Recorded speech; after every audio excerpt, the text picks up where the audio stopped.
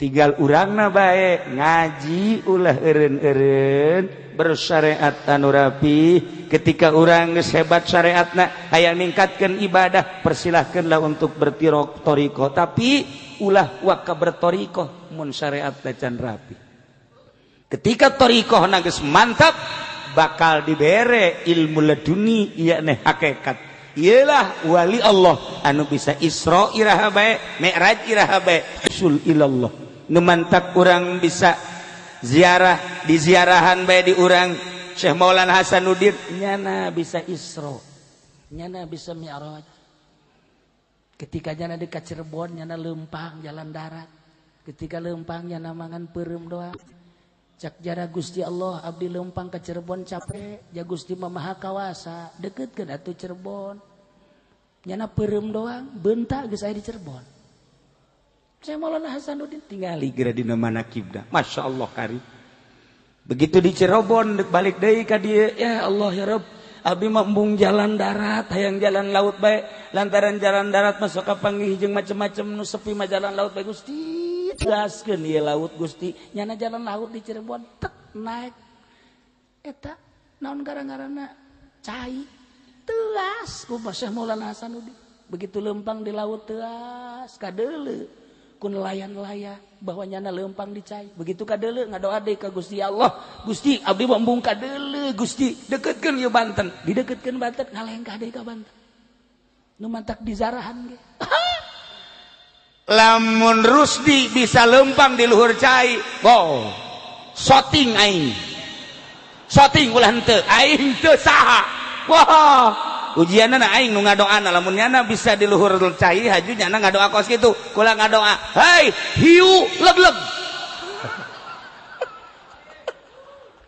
ya Allah ya Rabb, urang lamun nyaritakeun wali Allah. Ulah nyaritakeun Syekh Maulana Hasanuddin, ulah nyaritakeun Imam Bukhari, ulah nyaritakeun Syekh Bahaudin An-Naqsabandi. Syekh Bahaudin An-Naqsabandi mah kapan bisa maehan jelema, bisa ngahirupan jelema sarua bae sareng Kangjeng Nabi Isa. Ih atuh lain laun mantak kula kamari ziarah ka ditu. Anu kudunan 5 titik tapi kula mah 8 titik. Alhamdulillahirabbil alamin. Masih keneh ditajakeun ku kula ari Imam Tirmizi di mana? Tirmiz. Tirmiz teh kota. Allahumma arham ummata sayyidina Muhammad. Allahumma anfa'na bima 'allamtana wa 'allimna ma yanfa'una wa zidna ilma. Assalamualaikum warahmatullahi wabarakatuh.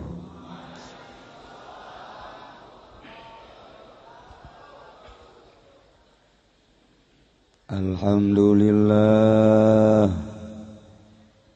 Assalatu wassalamu ala rasulillah wa ala alihi wa sahbihi wa mawalah, amma ba'd. Faqala Allah ta'ala fil Qur'anil Karim wa huwa asdaqul qailin. A'udzu billahi minasy syaithanir rajim.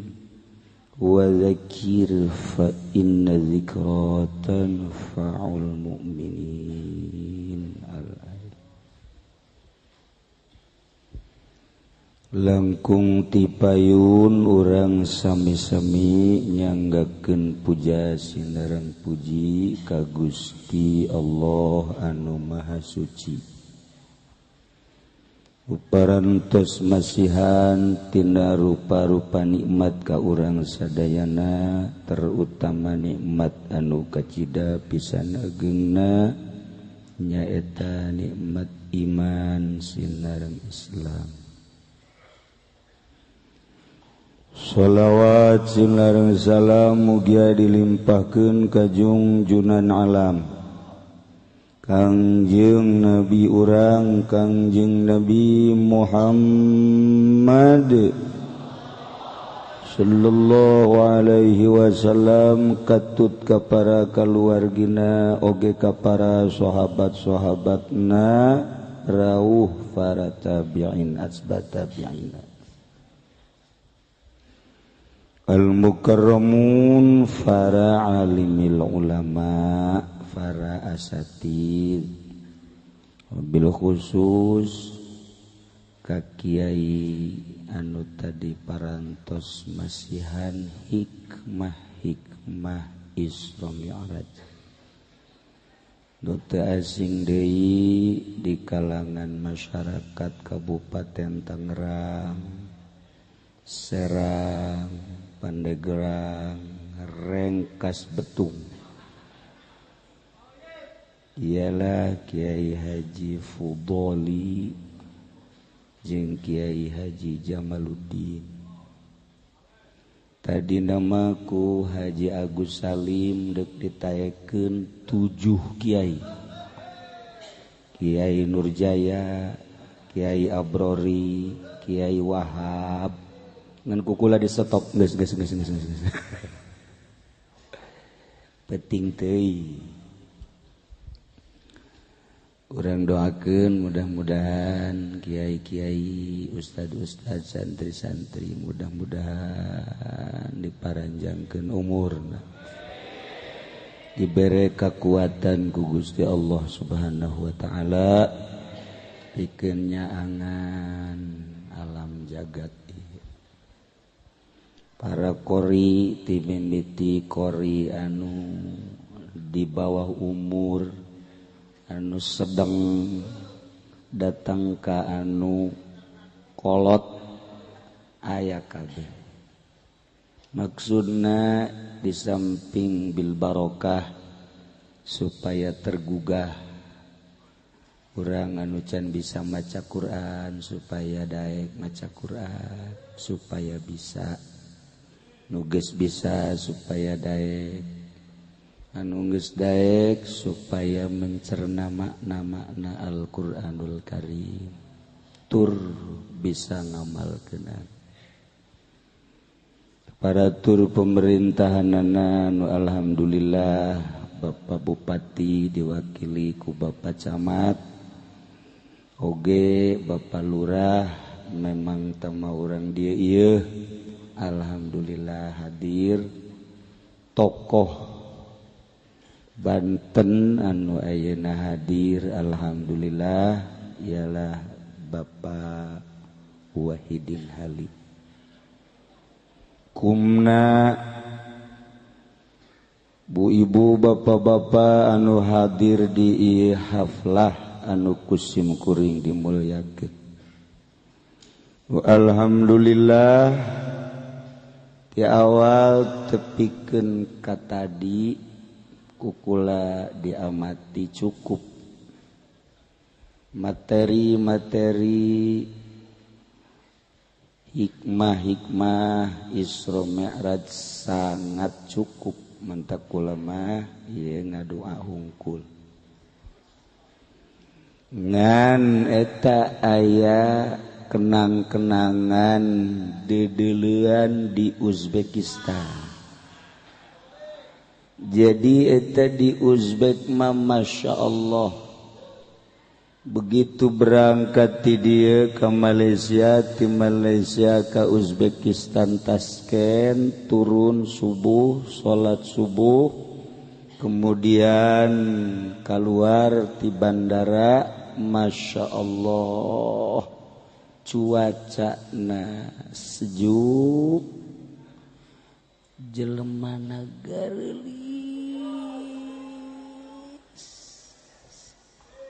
karasep neule urang Uzbek haju neuleurus di Gusti manting asa kumaha gitu. Tapi anu paling berkesan lain masalah etana, nu sangat berkesan kebersihanana. Anu anggapan simkuring mah bersih teh cuma di bandara, tapi ternyata begitu di bandara langsung Bukhara, sepanjang jalan sugan manggih kuntung, sugan manggih kalakai, sugan manggih sampah-sampah. Hating cek urang Pandeglang. Datang ke Bukhara sangat bersih luar biasa. Begitu pula datang ke Samarkand bersih ulang deui kataskeun ibu kota Uzbekistan ngendong sapeting bersihna luar biasa. Jadi keur makarasep garilis bersih bayangkeun barang datang ke Kabupaten Tangerang tanggung jawab sampah ambalaya. Masya Allah eta kotoran-kotoran sampah sakumaha dicaritakeun geus bajalan teu beres jembatan deui ngararedeng nu nangtung atuh rarubuh ieu sampah pohara biasa di Kabupaten Tangerang mah isin urang lamun kadatangan ke Uzbekistan salah sahiji anggota ziarah aya nu muriang tertinggalannya di Bukhara tertinggalannya di Samarkand kemudian ku hari cager diantar ku dokterna dulur paweha ku hari geus aya di Malaysia diantar ku dokterna jeung ku gaidna ku hari geus aya di Malaysia isuk bakal datang ke Jakarta kayak insyaallah bakal datang ka dieu kula mikiran bae lain mikiran ngomong mah Inggris gampang guys lah maksudna kula ge di itu bahasa Inggris beja asal kiai dar yes kiai makan yes kiai eat yes kiai mayar no dahar oke bayar no. Eta menang disaja nek Ibu Guru Rusdi. Ya da bisa da sakitu doang Inggris. Ieu lamun kadatang ka dieu ka Cilongok. Magani nyana endek datang ka dieu. Ka Cilongok endek. Dokterna jeung gaida deuk datang ka dieu. Barang neuleuh di Cilongok ieu kari limbah sairung.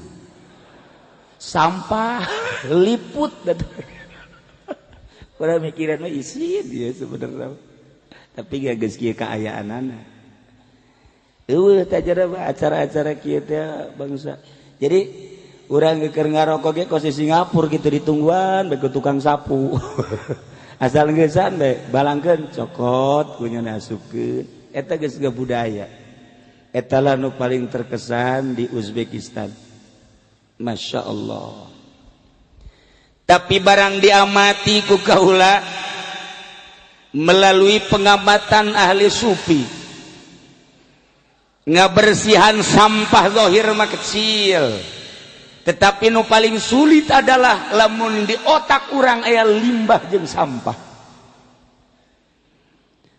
ieu mah babari di sapuanana sampah zahir mah babari di pelna sampah zahir mah babari di beuleumna instruksikeun ku lurah, instruksikeun ku camat, instruksikeun ku bupati kecil tanpa instruksi jelema nu peduli geus bebersih sorangan zahir tapi lamun aya sampah di otak lamun aya limbah di otak leuwih-leuwih lamun pejabat berlimbah otakna naudzubillah min dzalik cak pejabat biasa pejabat mah aya sampahan ieu kiai sampah mah lulu ini nu tadi ceramah wallahu alam ta otakna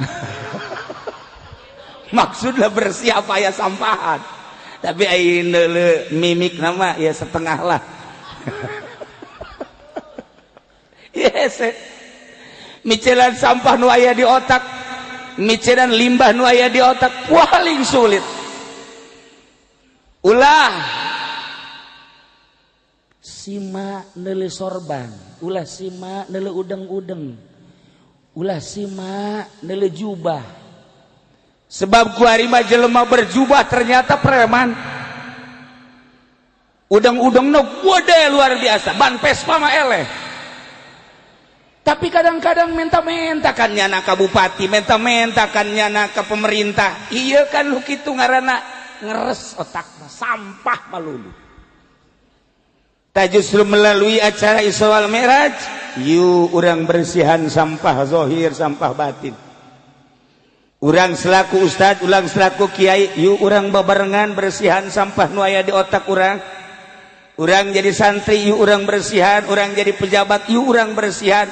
Lamun kiai, ustad, santri, pejabat kabeh bersih otakna sampahan, negara Indonesia bakal ngelehkeun Uzbekistan, bakal negara Indonesia ngelehkeun Singapura, negara Indonesia ngelehkeun Amerika. Indonesia mah kaya raya. Di palingan bae ge kuari, kaya keneh kok mun teu di palingan. Mantak aya kula di jero hate cita-cita yang jadi presiden aya seutik.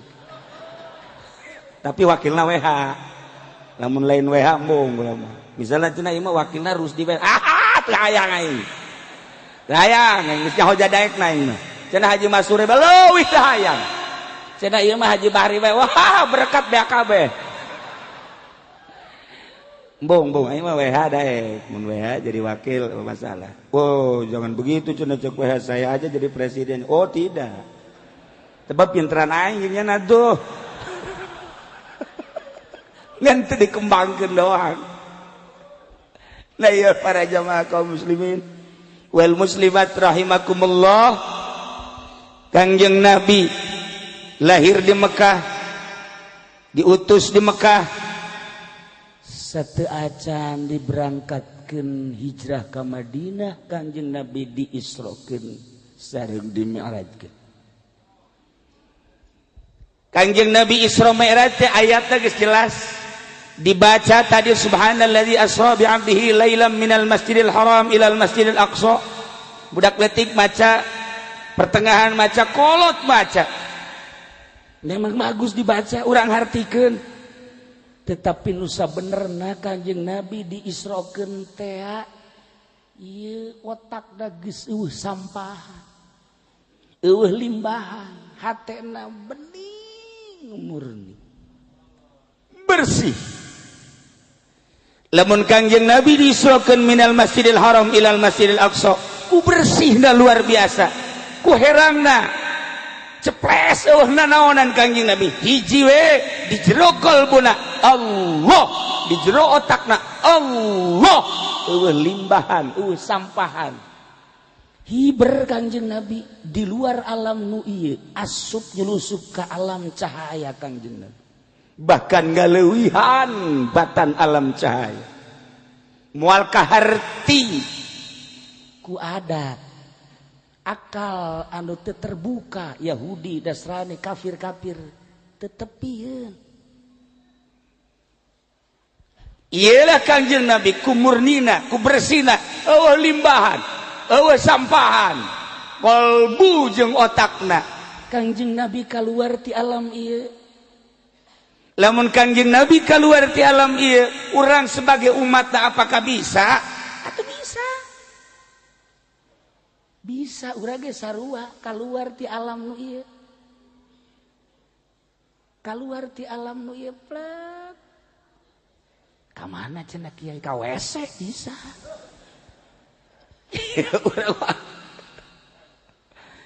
Kaluar ti alam ieu, alam dedelean nu ieu ditinggalkeun, alam dedengean nu ieu ditinggalkeun, alam aambean nu ieu ditinggalkeun. Lamun urang geus bisa kaluar ti alam nu eta, urang ge bakal bisa Isra cara Kanjeng Nabi. Lamun Kanjeng Nabi geus Isra bisa Mi'raj, atuh urang ge bisa Mi'raj asar urang geus kaluar ti alam nu ieu. Carana kumaha cenah Kiai?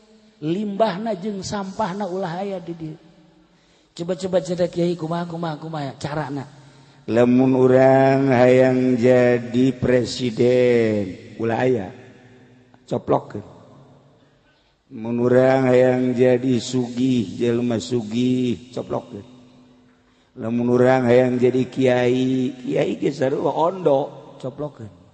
Ulah sok hayang jadi kiai. Mun hayang jadi kiai lamun teu dihormat we marah. Kieu bloon teh geus kitu teh. Coplokkeun kahayang-kahayang urang. Mun hayang kanu geulis, ulah. Cenah nu jore bae leuwih parah. Ulah. Ulah. Hayangna hiji bae Allah. Atuh lamun ka Allah doang mah hese sote cak anu teu mondok. Nu mantak nu sakola mah jauh ka Allah lantaran asal dibere be Allah doang hese. Tapi lamun nu masantren geus bararisa ka Allah doang nya. Buktina nu malah santren mah tadi caki pudoli ge nu pinter nu sugih sakola asal idewat bae mondok. Mantap eta kos kitu teh. Geus eta teh geus tanpa modal loba jasa di pondok pesantren. Waalaikumsalam. Kamana ye kula macana kiai neuk mondok ku bah kiai bae. Abah aya kene, emak aya kene. Aju, ieu mah kumaha kiai bae, cenah ieu mah deuk dahar deuk henteu kumaha kiai bae. Ya bagus di budak ge. Sakedeung deui ku aya yang dikubur sia ye.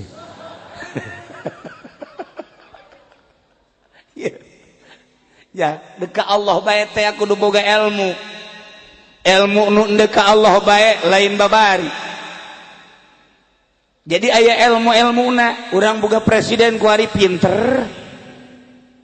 Nu matak dijadikeun presiden ge teh ku pinter, tapi encan karasa ku urang politik jeung perekonomianana. Matak urang teh neuleuh kapinteranana mah oke, tapi can karasa. Lamun jelema pinter tapi can aya mangpaatna sarua jeung bodoh. Kiai pinter, ngaji naon bae bisa tapi eueuh mangpaatna sarua jeung nu bodoh.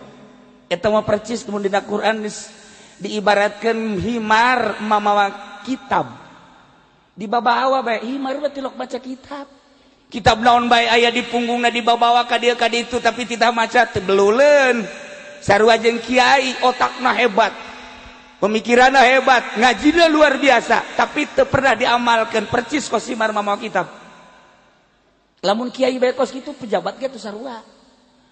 Nuku urang kuar dibutuhkeun kiai pinter manfaat jang dirina jeung halayak rame. Pejabat pinter manfaat jang dirina jeung halayak rame.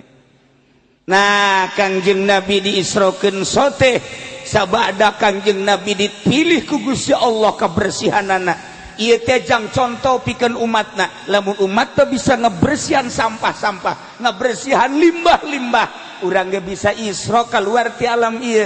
Dedengean lain nu ieu, dedeleuhan lain nu ieu. Urang nyaritakeun sama Allah bae. Salah sahiji sifat Allah teh sama, hartina sama teh ngarungu Allah mah mukhalafah lil hawadis, henteu make daun ceuli. Kereteg urang teh kadenge bari gandeng deui. Kereteg urang kadenge ku Gusti Allah gandeng. Eta teh kereteg da doang. Kereteg urang teh kadenge ku Gusti Allah no gandeng. Nu mantak jeung Gusti Allah mah henteu kudu gandeng-gandeng. Da kereteg na geus kadengean gandeng. Kiai, ulama lamun geus bisa ngabersihan ceulina, matana, irungna bakal dibere dedengean seperti kos kitu. Kapanggih jeung jelema kadenge tah hatena tah. Kula barang leurus di kadenge, teu kudu ngomong. Atuh kadenge jengeng suarana kadenge jengeng. Kadenge suarana. Suara naon cenah Kiai? Hayang nyandung. Kadenge suarana. Atuh teu kudu dicaritakeun. Haji Agus kadenge. Kunaon cenah Kiai? Hayang nambah deui. Anu mantap kukula ye caritakeun ka urang Cilongok. Anu aya di dieu nyana kakarak 3, jadi hiji deui jatahna. Besi aya ulah nu rangda, ulah nu kolot, nyana hayangna kaparawan. Umur 17 tahun. Tapi beungeutna kos Uzbekistan. Atuh moal manggih datang ka paeh ge di Indonesia mah. Ih bisa kadenge. Hate-hate jelema teh bisa kadenge. Tah lamun geus bisa kadenya bisa Isra. Bisa Isra. Kos kubaha aya jelema datang ke Kiai Khalil Bangkalan. Sore, wah Kiai Khalil berarti lain Islam. Barang di deuleu batana sipit. Oh, koh, duduk koh. Geus kajawan ku nyana.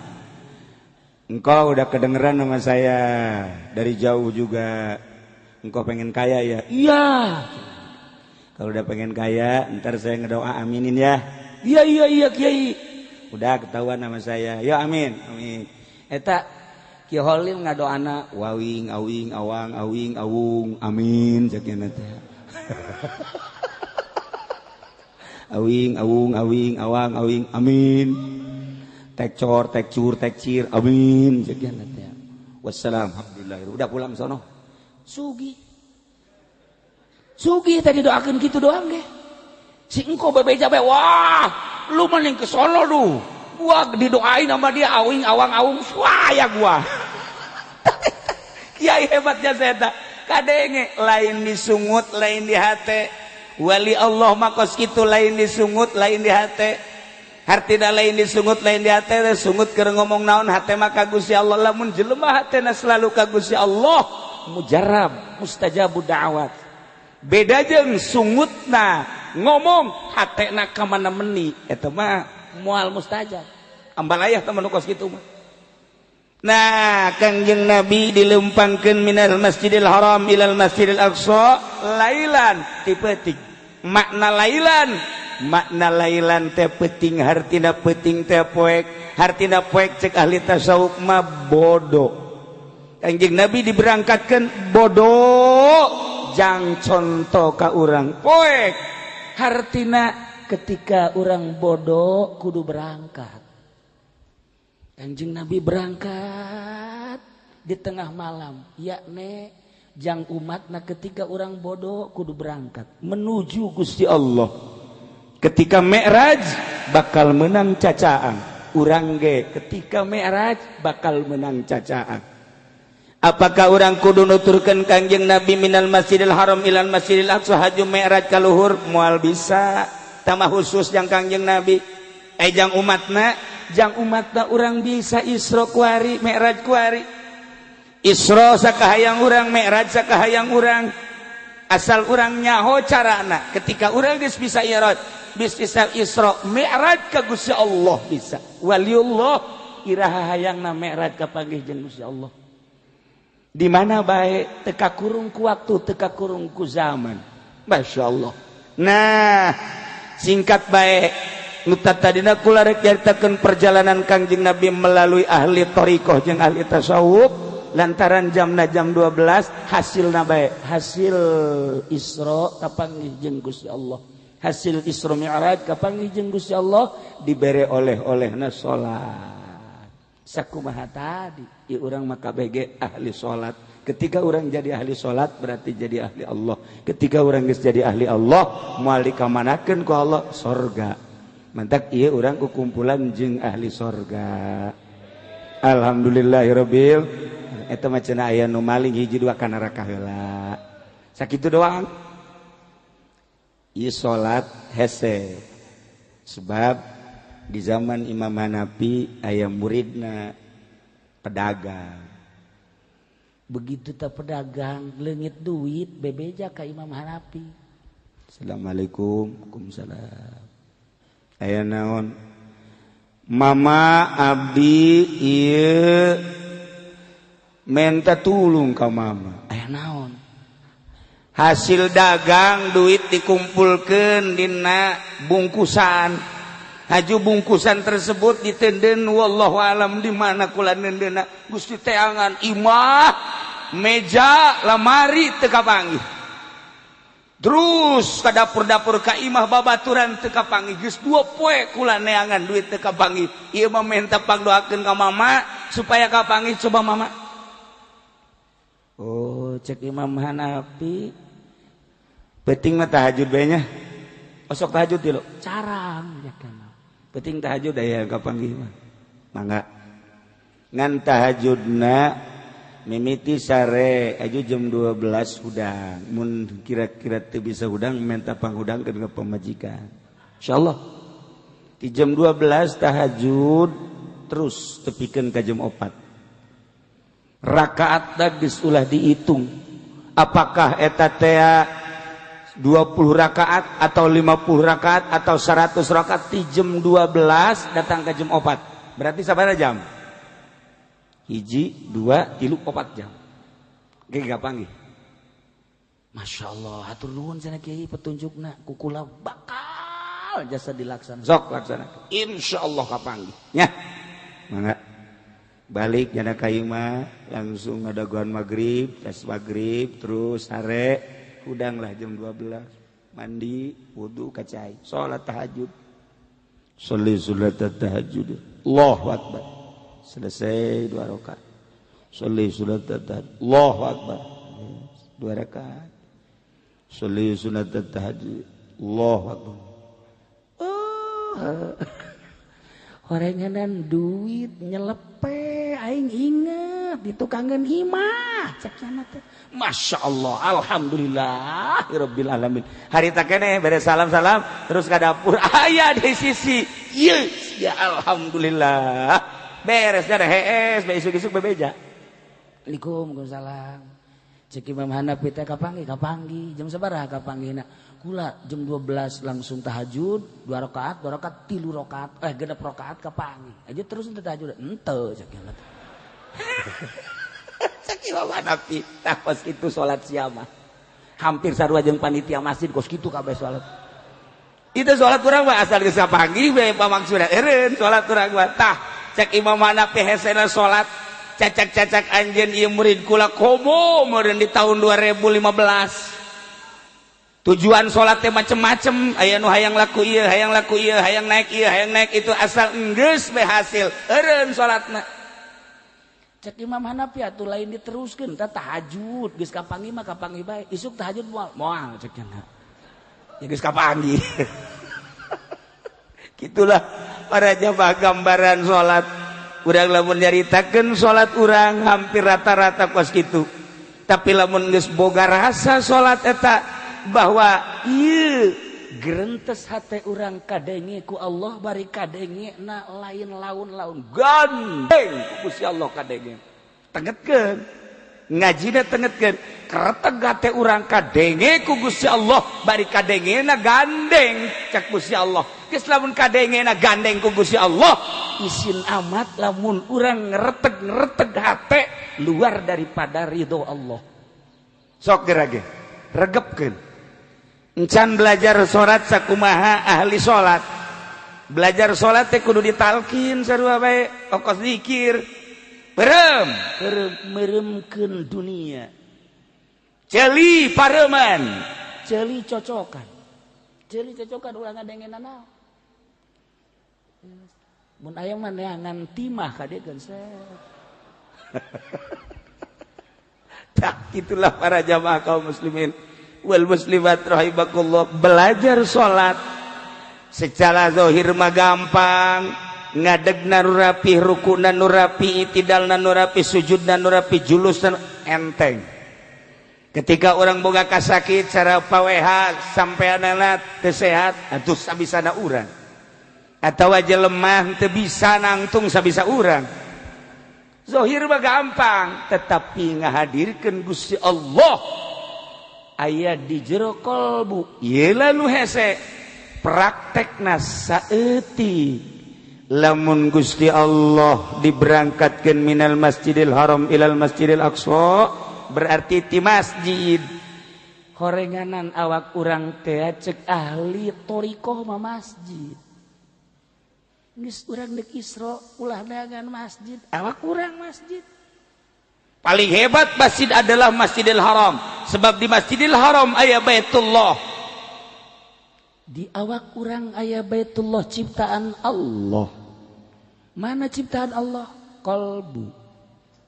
Awak urang Masjidil Haram qalbu adalah Baitullah. Masya Allah. Wa tahhir baiti lit-taifina wal-'akifina wal qa'imina war ruk'is sujud wa id bawa'na li Ibrahim makanal bait alla tusyrik bi. Kanjeng Nabi Ibrahim teh titah ngabangun Baitullah. Ketika dibangun Baitullah bersihan Baitullah jang nu tawaf jang nu itikaf jang nu salat jang nu ruku jeung tadarru ka Gusti Allah kolbu urang teh Baitullah bersihan gitu. Lamun di kolbu, lamun di Baitullah aya Allah. Carita aya Allah teh mustajabu da'wat nu mantak urang dianjurkeun ka Baitullah, di Baitullah maqam ijabah. Kolbu urang aya Allahan. Wa Allah teh fi qalbil mu'min. Allah aya di jero hate jelema mukmin. Lamun urang geus boga rasa awak urang Masjidil Haram Kolbu urang Baitullah di kolbu aya Allah terapkeun gerage tak leungeun urang ka dieu ke plak bakal merenung urang lamun di jero kolbu urang aya Allah isin atuh ketika urang ngomong naon bae urang neuleuh naon bae urang denge naon bae geus kanyahoan ku Gusti Allah renungkeun gerage ketika ku urang direnungkeun bakal terus mantep ketika geus mantep jasa urang rasa deukeut jeung Allah lamun urang geus rasa deukeut jeung Allah bisa Isra bisa Mi'raj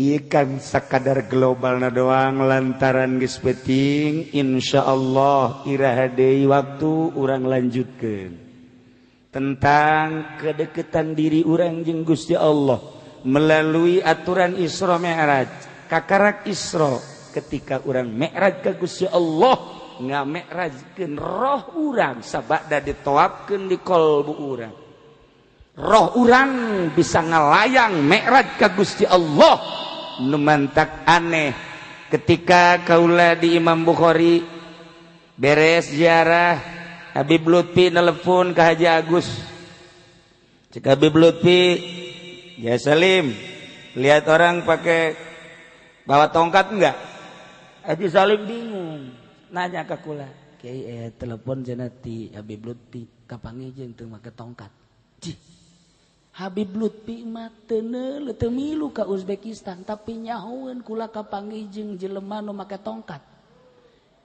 padahal mah nu bareng jeung kula 160 teu neuleuh nyana neuleuhna teh nu gareulis ieu dasar barang kawarah kabeh meureunna teu neuleuh kunaon Habib Lutfi anu adi Pekalongan neuleuh kula jabatan tangan jeung jelema nu make tongkat ieulah satu contoh bahwa jelema anu geus bersih qalbuna bisa Isra nyana iraha bae berangkat jana di Pekalongan ke Bukhara berangkat jana di Pekalongan ke Naqsyabandi ketika kula sasalaman jana neuleukeun nu mantak jana telepon ke Haji Agus kula kaget ai Pak Haji tadi bahwa kula keur sasalaman ningalin teu wallahu alam nya tah kah nyana mah neuleuh rusdi nu teu neuleuh sok hayang akur bae teu neuleuh masyaallah karim nailah keistimewaan hamba Allah anu geus dibukakeun hijab bisa Isra iraha bae bisa Isra di mana bae bisa Isra kumaha bae ya Allah ya Rabb sieun ditelepon ke cek kula jawaban ke bae lah Pak Haji ieu aneh jasa Habib Lutfi ku apaleun nah kitulah jamaah kaum muslimin wal muslimat rahimakumullah ulah sembarangan jeung ahli Allah lain Habib Lutfi bae anu bisa Isra lain Habib Lutfi bae anu bisa Mi'raj bahasa Isra jeung Mi'raj bahasa ahli hakikat masih kene hamba-hamba Allah loba nu diisrokeun jeung di Mi'rajkeun lamun eueuh hamba Allah nu bisa Isra jeung Mi'raj model Habib Lutfi kiamat Indonesia korupsi ambalayah kabeh kriminal ambalayah kabeh pezinahan lain bae di hotel di kontrakan geus ambalayah Masya Allah maling geus ambalai tinggal siksaeun Gusti Allah tapi Allah masih kene ngahargaan ka hambana anu cerdas otakna anu wasyik anu rindu ka Gusti Allah asyik ka Gusti Allah anu model Habib Lutfi urang kula di Bukhara kula di Naqsyabandi keur ziarah kapanggih jeung hiji jelema nu di dinya teu nyahoeun Habib Lutfi apalin Masya Allah karim murigak bulu kula ge cek kula moal ka dijawab ke temu masih salib engke bae ieu dicaritakeun sote Kanjeng Nabi diisrokeun eueuh kokotoran dina otak jeung qalbuna ketika urang sarua jeung Kangjeng yakni sarua teh bisa ngabersihan qalbu bisa ngabersihan otak pikiran urang ka Allah bisa Isra bisa Mi'raj ka Gusti Allah hartina Mi'raj amprok jeung Gusti Allah wusul ilallah boga cara-cara tersendiri gambaran Isra Mi'raj teh eta teh lain sakadar perjalanan seperti eta mah perjalanan simbolis anu ku urang kudu dituturkeun hanya segerintil dua gerintil manusialah anu bisa nuturkeun perjalanan Kangjeng Nabi minal masjidil haram ilal masjidil aqsa minal masjidil aqsa ila sidratil muntaha di awak urang geus pinuh aya masjidil haram aya baitullah aya sidratil muntaha hiji-hijina awak urang teh ieu adalah disimboliskeun di perjalanan para nabi para rasul tinggal urangna bae ngaji ulah eureun-eureun bersyariat anu rapi ketika urang geus hebat syariatna hayang ningkatkeun ibadah persilahkeunlah untuk bertoriko tapi ulah waka bertoriko mun syariat can rapi ketika torikohna geus mantap bakal dibere ilmu leduni ieu neh hakikat ialah wali Allah anu bisa Isra iraha bae Mi'raj iraha bae usul ilallah nu mantak urang bisa ziarah di ziarahan bae di urang Syekh Maulana Hasanuddin nyana bisa Isra nyana bisa Mi'raj ketika nyana di ka Cirebon nyana leumpang jalan darat ketika leumpang nyana mangan peureum doang cak jara Gusti Allah abdi leumpang ka Cirebon capek ja Gusti mah maha kawasa dekeutkeun atuh Cirebon nyana peureum doang beunta geus aya di Cirebon saya Maulana Hasanuddin tingali geura dina manakibna Masya Allah kari begitu di Cirebon balik deui ka dieu ya Allah ya Rabb abdi mah embung jalan darat hayang jalan laut bae lantaran jalan darat masuk ka panggih jeung macem-macem nu sepi mah jalan laut bae Gusti gaskeun ieu laut Gusti nyana jalan laut di Cirebon tek naik eta naon gara-garana cai teas ku Syekh Maulana Hasanuddin begitu leumpang di laut teas kadeuleu ku nelayan-nelayan bahwa nyana leumpang di cai begitu kadeuleu ngadoa deui ka Gusti Allah Gusti abdi mambung kadeuleu Gusti dekeutkeun ieu Banten didekeutkeun Banten ngalengkah deui ka Banten nu mantak di zarahan ge lamun Rusdi bisa leumpang di luhur cai boh shooting aing shooting ulah henteu aing teu saha wah ujianna aing nu ngadoana lamun nyana bisa di luhur cai haju nyana ngadoa kos kitu kula ngadoa hei hiu leg-leg ya Allah ya Rabb urang lamun nyaritakeun wali Allah ulah nyaritakeun Syekh Maulana Hasanuddin ulah nyaritakeun Imam Bukhari ulah nyaritakeun Syekh Bahaudin An-Naqsabandi Syekh Bahaudin An-Naqsabandi mah kapan bisa maehan jelema bisa ngahirupan jelema sarua bae sareng Kangjeng Nabi Isa ih atuh lain laun mantak kula kamari ziarah ka ditu anu kudunan 5 titik tapi kula mah 8 titik alhamdulillahirabbil alamin masih keneh ditanyakeun ku kula ari Imam Tirmizi di mana Termez teh kota di dieu masih berapa kilo di dieu masih keneh 600 kilo keneh masyaallah ka Termez Imam Muslim masih jauh nah masih keneh lalakonna loba horeng di Uzbekistan teh para aulia Allah anu bisa Isra Mi'raj itulah para jamaah kaum muslimin wal muslimat rahimakumullah jelema anu geus bisa Isra Mi'raj doa na manjur ngan nyana embung ngadoa embungin nyana mah ngadoa geus lah lantaran Allah na geus aya di qalbu lah Allah maha uninga kumaha Gusti Allah bae sesuaikeun jeung anu Lauhul Mahfuz tadaekeun nyana mah mun ingat ka Sidina Umar bae Sidina Umar keur cicing bae di masjid aya sahabat salat cepet jasa salatna sholli pada zuri Allahu akbar Allah akbar Allah akbar beres 4 rakaat cepet jasa Assalamualaikum Allah ya Allah mun bahasa urang mah ya Allah abdi asupkeun ka surga Gusti Allah sanggeus ka surga abdi mata pendamping bidadari Gusti Allah bidadari da ulah hiji sesuai jeung Kangjeng Nabi 73 Gusti abdi mah ditepak bae ku Sayyidina Umar woi ai salat cepet sia jeung teu husu ai doa pohara jasa sia tolol cek Sayyidina Umar salat teh bae nu rapi teu kudu ngadoa-doa ieu mah ai salat kocrek ai ngadoa ya Allah percis kos ki Fudoli eta Ki Jamal sarua eta Habib Rozak sarua tektok ge eta kos kitu urang kabehan maksudna mah urang kabehan asal salat bae ngadoana kebelan ngadoa jeung salat tak iyalah urang teu wauh jeung Allah model kos kitu wali Allah mah teu cara tadi we hawing sugih jelema pas anu ka Habib Nuh teh ka Habib Nuh jelema asal datang ke Habib Nuh carekan ciduhan gitu we pan tukang cangkaleng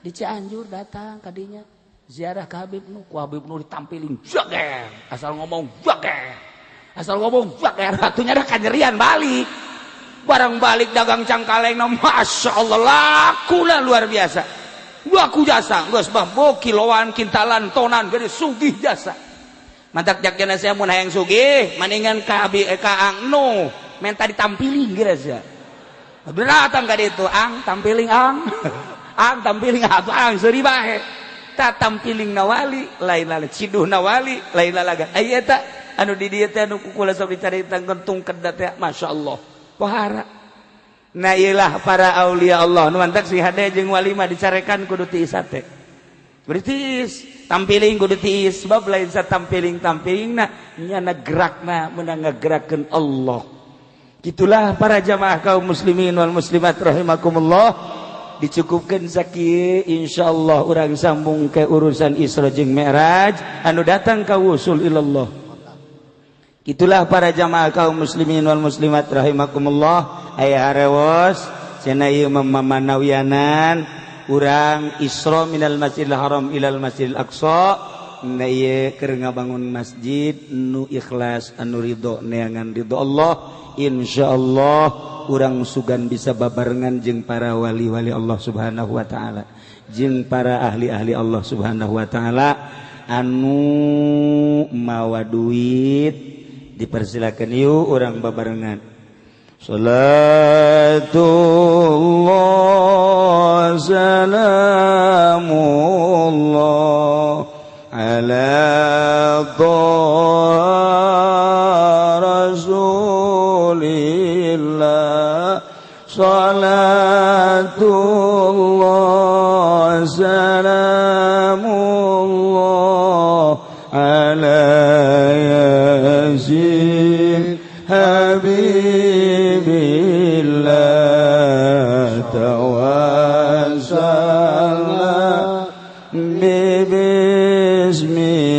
bismillah wa biladi rasulillah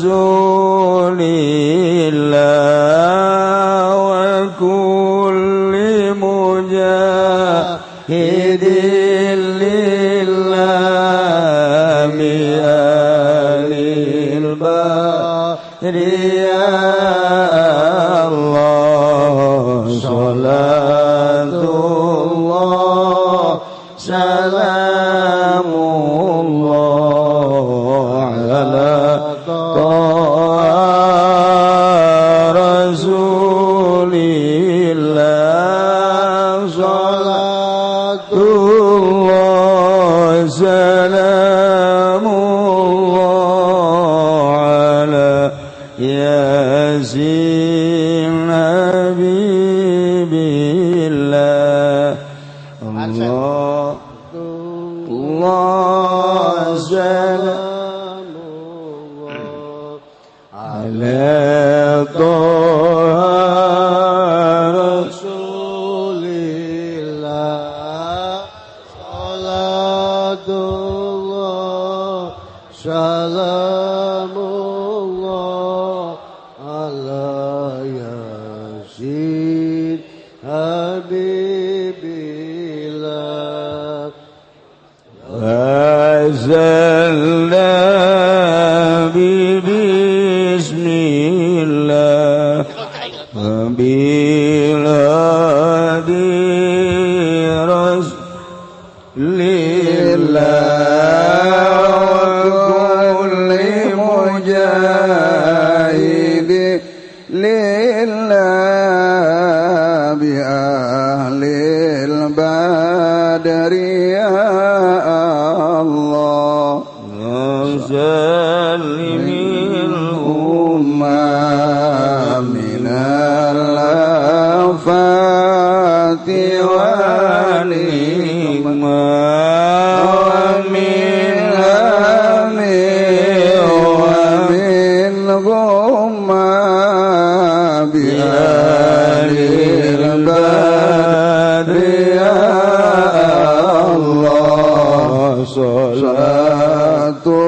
الله سلام الله على طه رسول الله صلاة الله سلام الله على ياسين حبيب الله توسلنا بسم الله وبالهادي رسول الله وكل مجاهد لله بأهل البدر يا الله إلهي سلم الأمة من الآفات والنقمة ومن هم ومن غمة بأهل البر يا